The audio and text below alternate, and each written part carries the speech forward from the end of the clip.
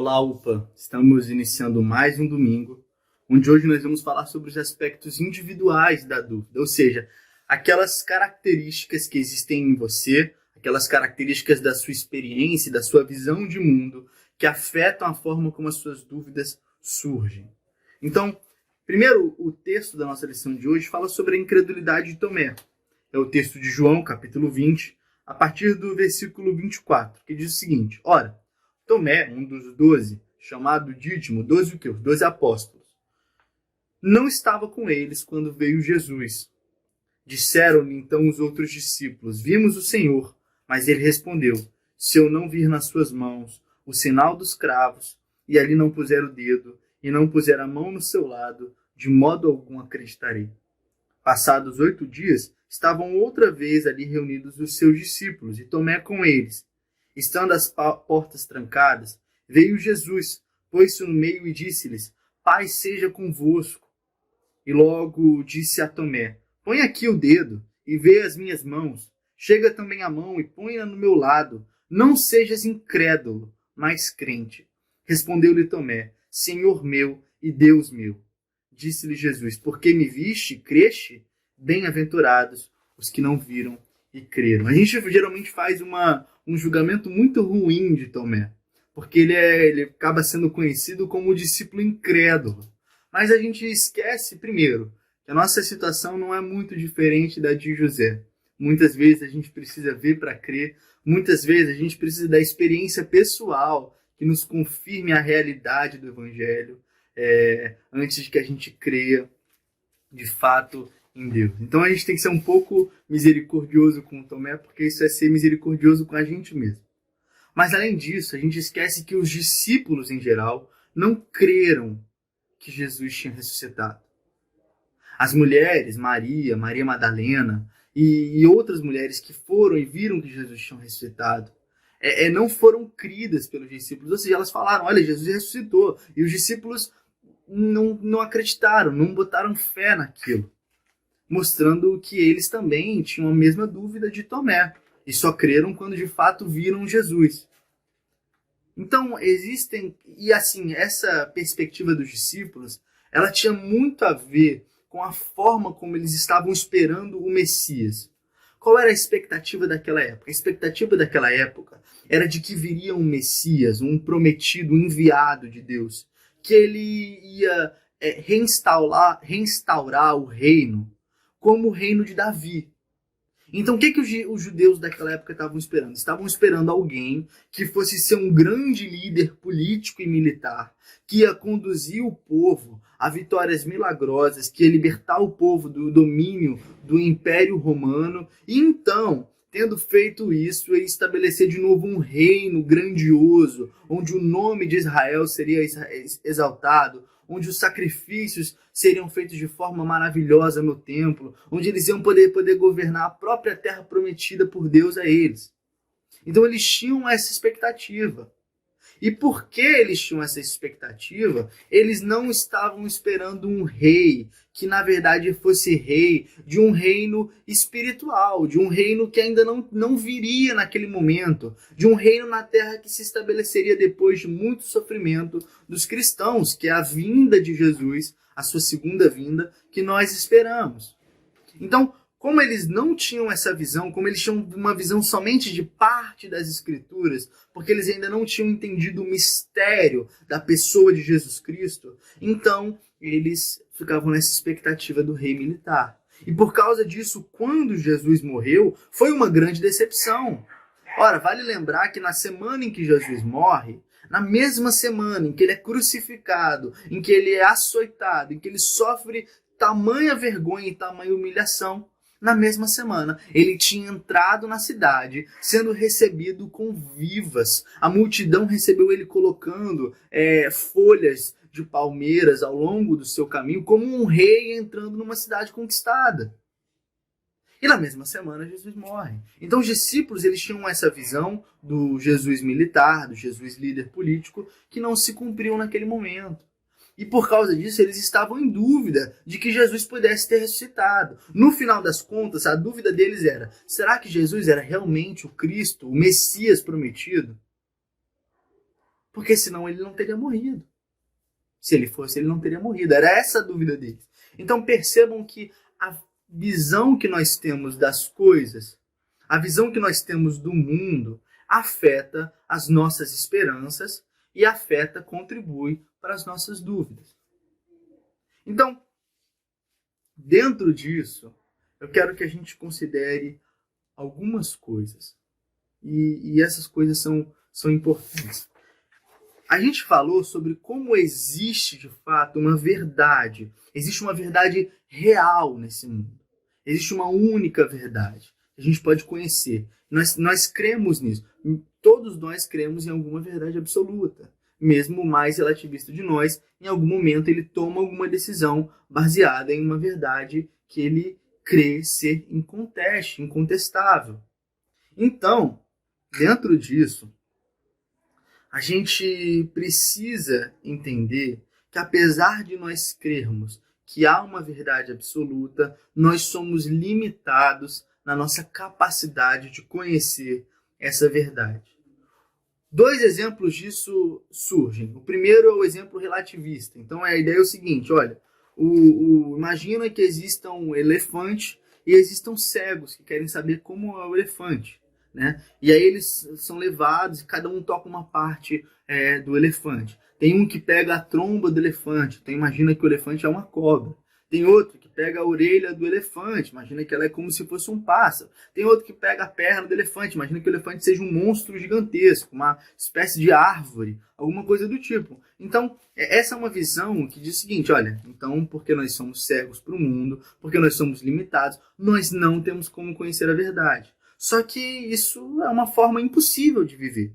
Em algum momento você toma alguma decisão baseada numa convicção de uma verdade. Você voa num avião porque você acredita que existam verdades nesse mundo que permitam que um veículo de mais de 10 toneladas acelere numa velocidade rápida o suficiente para sair da Terra e não espatifar com você no chão. Então, existem verdades. Então, a parábola do elefante ela não funciona muito. Mas eu gosto de outra, que diz o seguinte, que a verdade ela é como se fosse um diamante lapidado. Nós somos limitados e nós vemos o diamante, mas nós muitas vezes olhamos para uma ou algumas facetas desse diamante. Mas outras pessoas veem mais facetas desse diamante. Então não é que eu vejo um diamante e diga que ele é uma maçã, e a pessoa do lado veja o diamante e diga que ele é uma pera. Mas é que eu vejo aquele diamante, a verdade que há naquele diamante, e a minha visão dele é completado pela pessoa do lado, que enxerga um pouco mais daquilo que eu não estou enxergando, assim como ela também é edificada por isso. E isso é interessante porque essa é a ideia um pouco da comunhão dos santos. Essa é a ideia um pouco da vida em comunidade na igreja, que é o quê? Sou eu conhecendo a Cristo, conhecendo mais e mais quem Deus é, compartilhando com os meus irmãos como a gente compartilha o pão. E cada dia mais o meu irmão vai sendo edificado naquilo que ele vê em mim, nas minhas palavras e atos da pessoa de Cristo.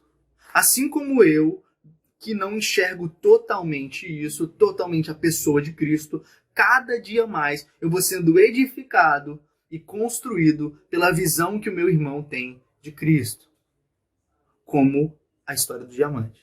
Então isso é muito interessante, porque quando a gente parte disso, da vida em comunidade, de uma única comunidade, para a vida da igreja universal, não a universal, a igreja que tem nas esquinas aí, com aquele coraçãozinho, não. A ideia de uma igreja universal, de uma igreja que é a soma de diferentes igrejas que são unidas pelo sacrifício de Jesus. E que por isso são uma igreja invisível, porque nós não sabemos todos que são dela.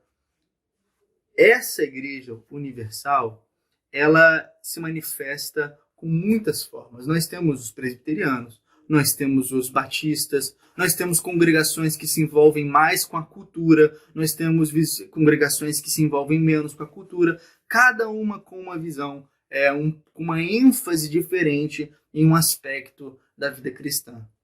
É claro, nós encontramos muitas igrejas que estão muito além, ou muito aquém, né?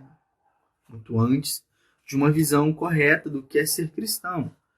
Lá, inclusive, no exemplo das cartas de Apocalipse, você pode ver como Cristo lida com algumas dessas igrejas que estão longe do caminho da verdade. Mas o fato é que as diferentes igrejas, em certo sentido, complementam a visão umas das outras, de forma que na diversidade da fé nós vemos unidade. É por isso, por exemplo, que no século IV vão surgir coisas como... Século IV não, bem depois, na verdade. É por isso que ao longo da história da igreja vão surgir coisas como os credos, vão surgir coisas como as confissões, que é o quê? É sintetizar, fazer um resumo de algo que todos os cristãos devem crer e que nos ajudam, apesar das diferenças, a reconhecer a unidade no Espírito Santo. Um credo conhecido disso é o credo apostólico, né? Eu creio em Deus Pai, Todo-Poderoso, Criador dos céus e da terra, em seu Filho Jesus Cristo, que vão apresentar pontos centrais da nossa fé cristã. Mas por que eu estou dizendo isso? Por causa dessa nossa característica de enxergar diferentes aspectos da verdade, há muitas coisas que às vezes nos faltam. E por nos faltarem, podem nos levar a atitudes incorretas sobre a forma como a gente deve tratar o nosso próximo, e podem nos levar a dúvidas que que precisam ser lidadas no âmbito da fé. Então, um exemplo disso, né? As nossas dúvidas, elas podem nos levar a dois tipos de respostas erradas: as incompletas ou as inadequadas. Então, as inadequadas são, por exemplo, eu tenho dúvida de que a Bíblia seja real. Eu tenho dúvida de que eu posso confiar no relato bíblico. Logo, eu não acredito que Jesus ressuscitou. Essa é uma resposta inadequada, incorreta. Porque existem respostas para por que a Bíblia é confiável. Existem respostas de por que a ressurreição é confiável. E a ressurreição é algo real. Então, essa é uma resposta inadequada. O jovem rico, por exemplo, na parábola que você pode encontrar em Lucas, qual é a história ali? Jesus está andando, o jovem rico chega para ele e diz: bom mestre, o que eu vou fazer para herdar a vida eterna? Aí Jesus dá uma resposta meio dura para ele: olha, ninguém é bom senão o Pai que está no céu. Mas o que precisa ser feito é o que está escrito nos mandamentos, né? Honra teu pai e tua mãe, não dirás falso testemunho, não adulterarás, não matarás. Aí o jovem rico vem e fala: olha, eu tenho feito isso a minha vida toda. Minha vida toda eu tenho feito isso. Aí Jesus diz para ele: olha, te falta uma coisa. Vai, vende tudo o que você tem, dá para os pobres e me segue. Então Jesus faz o quê? Ele primeiro dá a forma formal da lei, que é não adulterar, não matar, não furtar. E depois ele pega o resumo da lei, que é amar o próximo. Amar o próximo como a si mesmo e amar a Deus acima de todas as coisas. Então, como é que ele amaria o próximo de forma extrema? Dando tudo para os pobres e amando a Deus seguindo o próprio Deus. Aí ele fica triste, porque ele tem muitos bens. Então, a dúvida dele, inicialmente, era uma dúvida muito adequada. Ele queria saber como é que ele ia conseguir a vida eterna. E aí, quando ele descobre a resposta, ele fala: olha, não pode ser isso, como é que eu vou me livrar dos meus bens? Então a dúvida surge porque ele tem uma visão de que servir a Deus é somente seguir um conjunto de regrinhas. E quando ele é pedido para ir ao extremo do significado mais profundo dessas regras, ele se sente paralisado. Ele desiste. Então, veja como a dúvida pode gerar isso. E a outra são as respostas incompletas. Então, um exemplo disso: olha, eu quero ter uma atitude política na minha vida que glorifique a Deus. Tá? Então, eu vou procurar na Bíblia respostas que me ajudem a pensar como eu deveria votar, como eu deveria ser um político, alguma coisa do tipo. E aí a gente vê como acontece a inadequação. Porque, e aí eu lembro do Tim Keller falando sobre isso, que a gente pode ter duas atitudes. A primeira é defender a liberdade de tal forma que a gente nega aspectos da justiça divina, onde a gente deve cuidar dos pobres. Por exemplo, como os textos do Antigo Testamento falam sobre leis que o próprio Senhor tinha dado ao povo de Israel sobre o cuidado com os mais necessitados. E aí eu posso ignorar isso, ignorar que isso pode gerar bons princípios para a forma como a gente vê o Estado e falar, não, olha só, o Estado tem que ser o mínimo do mínimo possível e vai existir uma força invisível que vai cuidar de tudo. É uma forma de idolatria. E a outra é o seguinte, olha só, a riqueza é mal, todo rico é mal. Então, se todo rico é mal, vale qualquer coisa pela justiça do mais pobre, do mais fraco, do mais oprimido. Vale inclusive matar o rico, vale inclusive arrancar as coisas dele, tirar tudo que ele possui para dar para o mais necessitado.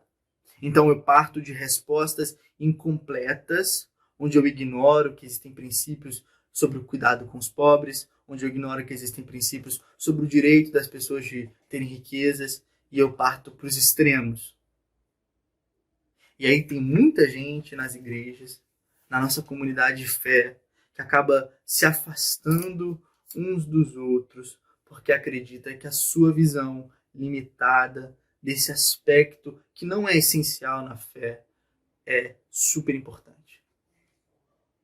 Aí eu bloqueio meu irmão, bloqueio minha irmã, porque ele tem uma visão política diferente da minha, ao invés de eu entender que na diferença pode haver unidade, porque eu e ele cremos que a nossa salvação vem por meio de Cristo Jesus, que morreu pelos meus pecados, que me chama a uma vida santa, consagrada a Ele e cheia de amor por Ele e pelo meu próximo.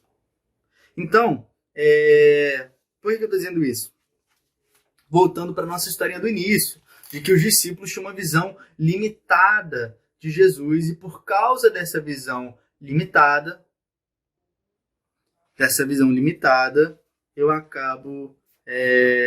eles acabaram não entendendo e no momento em que eles precisavam ter certeza, não tendo certeza da ressurreição de Jesus. Então, naquele momento, o que Jesus estava mostrando a eles? Olha, vai haver um momento, e Jesus falou sobre isso muito, em que eu vou vir como um rei, eu vou acabar com as injustiças do mundo, eu vou acabar com os governos desse mundo, e eu vou reinar de forma física, real, visível, que eu quero dizer, para todos. Mas essa é a minha primeira vinda, é uma vinda do reino invisível. E vocês vão sofrer muito, como eu sofri nessa terra, pregando o evangelho, anunciando a verdade da salvação, de que eu vim, de que eu morri pelos pecadores. E ainda não é a concretização total do reino que eu prometi. Por isso que eu preciso morrer e ressuscitar, para que vocês sejam perdoados dos seus pecados, para que vocês sejam adotados como filhos de Deus. Então, nas dúvidas que surgiram associadas às visões limitadas dos discípulos, Jesus apresenta respostas que eles não imaginavam. Então, diante de tudo isso, o que a gente deve fazer? Qual deve ser a nossa atitude para lidar com as dúvidas que nós temos, para conhecer quais são as nossas limitações que fazem a gente olhar apenas para um aspecto da nossa fé? Primeiro, a gente tem, ao longo da história, uma herança, um tesouro, sabe? Uma coisa muito rica que são os escritos e a história dos nossos irmãos na fé. Então, nós temos catecismos que nos ensinam digamos assim, o beabá da nossa fé. E nós temos que nos esforçar para conhecer mais e mais de quem Cristo é.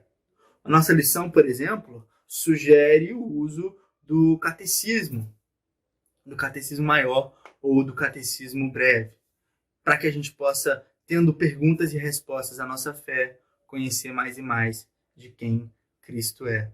Então, de quem Cristo é, do que é a nossa fé, do que a igreja é, tem muitas perguntas e respostas muito legais no catecismo. Então, a ideia dentro disso é que a gente vá notando que existem aspectos das nossas dúvidas e certezas que não são muito adequados, que existem respostas ou questões que a gente nunca tinha colocado, e assim a gente vai conhecendo mais a Deus. Essa é uma sugestão que fica na nossa lição de hoje, de fazer um estudo dos catecismos para conhecermos mais quem Deus é e no que nós acreditamos. Que você tenha um domingo abençoado e que você possa lidar com as suas dúvidas com a alegria de que em cada dia e em cada dúvida tem a oportunidade de conhecer a Deus. Um abraço e bom domingo.